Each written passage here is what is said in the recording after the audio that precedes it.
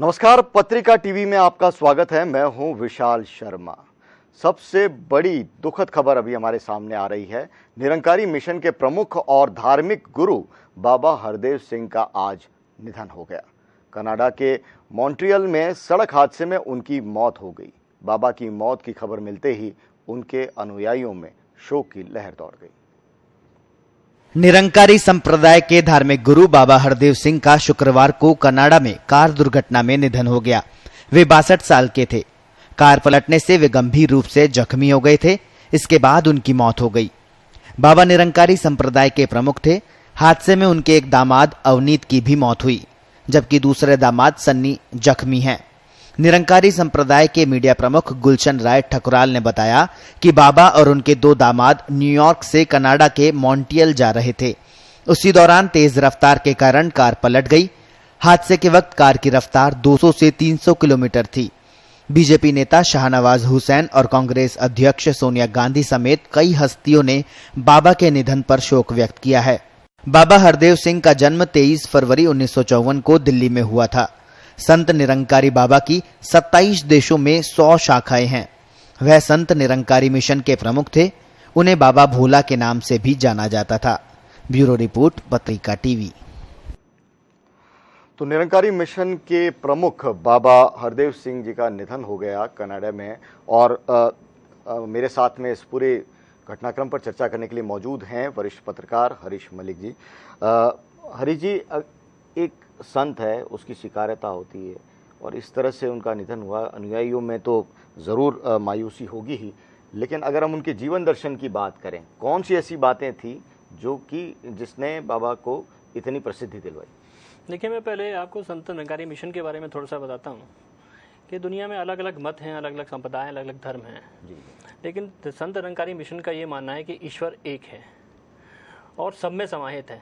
सब में समाहित से मतलब यह है कि चूँकि आप यदि गीता में भी बात करें तो गीता में भी यही कहा गया है कि भगवान का वास जो है कण कण में है।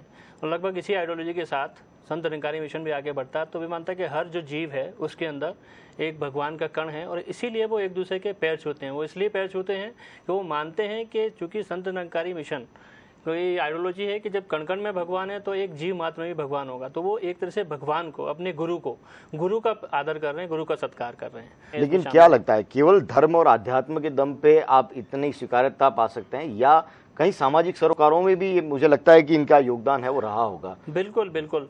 देखिए, धर्म तो सर्वोपरि है, धर्म तो सर्वोपरि है। उसके साथ ही एक तरह से इनकी स्वीकार्यता बढ़ी। लेकिन धर्म के साथ साथ जो सामाजिक सरोकार के काम हैं वो निश्चित संत निरंकारी मिशन ने काफ़ी किए हैं। जैसे सबसे पहले मैं तो रक्तदान शिविर में मतलब इनके जब ये कॉल करते हैं रक्तदान शिविर, तो सिर्फ ऐसा नहीं है कि दिल्ली में एक रक्तदान शिविर लगेगा। संत निरंकारी मिशन के जहाँ जहाँ पे भी समागम है या जहाँ जहाँ पे भी इनके सत्संग भवन है, वहाँ पे एक साथ इनकी एक कॉल के ऊपर रक्तदान शिविर लगते हैं। तो नेचुरल है कि जब आपको देश भर में या विदेशों में भी रक्तदान शिविर लगेंगे तो आपको कई सारे मतलब कई हज़ार यूनिट जो है आपको एक साथ रक्त की उपलब्धता होगी। इसी तरह स्वच्छता अभियान जो मोदी जी का है, इसके स्वच्छता अभियान में भी इनका लगातार जब एक कॉल आने के बाद सब जगह, अभी आपने देखा होगा जयपुर में भी संत निरंकारी मिशन ने किया था, मथुरा में भी किया था, कई जगह किया था। और तीसरा पोलियो ड्रॉप, जो पोलियो ड्रॉप अपनी इतनी बड़ी प्रॉब्लम थी, तो पोलियो ड्रॉप में भी संत निरंकारी मिशन ने एक महत्वपूर्ण योगदान दिया था।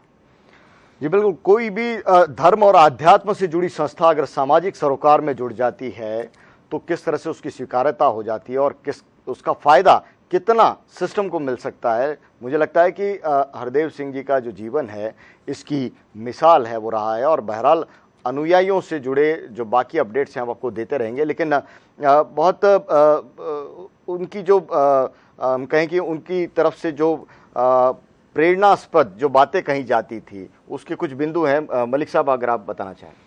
मैं थोड़ा सा इसमें प्रकाश डालना चाहूँगा कि संत निरंकारी मिशन का एक तरह से मंत्रा क्या है, किस आइडियोलॉजी को लेके जब अभी बात कर रहा था चलते थे, उसके साथ ये भी इनका एक 3 लाइन का एक इन्होंने पूरा का पूरा अपना जो जीवन दर्शन है इसका मिशन का, उन्होंने कहा है कि एक तू ही निरंकार।